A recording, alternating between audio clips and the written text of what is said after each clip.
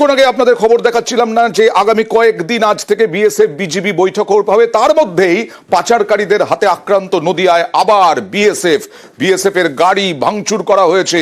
পাচারকারীদের আটকাতে গিয়েই এই রকম ভাবে হামলার মুখোমুখি হতে হচ্ছে বিএসএফ জওয়ানদের। কথা বলবো প্রতিনিধি রঞ্জিতের সঙ্গে। রঞ্জিত, এটা কোথাকার ঘটনা, কি হয়েছিল? দেখো, নদিয়ার কৃষ্ণগঞ্জ থানার মথুরাপুর এলাকার ঘটনা।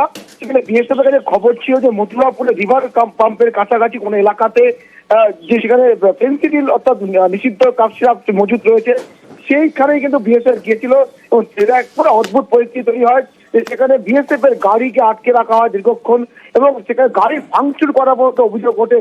ইতিমধ্যে বিএসএফ এর পক্ষ থেকে কৃষ্ণগঞ্জ থানায় লিখিত অভিযোগ দায়ের করা হয়েছে কয়েকজনের বিরুদ্ধে এবং ইতিমধ্যে পুলিশ তদন্ত শুরু করে।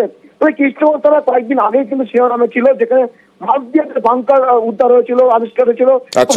বাংকার থেকে পশ্চিমবঙ্গে ফেন্সিডিল উদ্ধার হয়েছিল। সেইখানে ঘটনা রেস কাটতে না কাটতে মথুরা পড়ে সেখানে ফেন্সিডিল উদ্ধার করতে গিয়ে বিএসএফ কে আক্রমণের মুখে পড়তে হয়। ইতিমধ্যে তদন্ত শুরু করেছে কৃষ্ণগঞ্জ থানার পুলিশ। ওকে।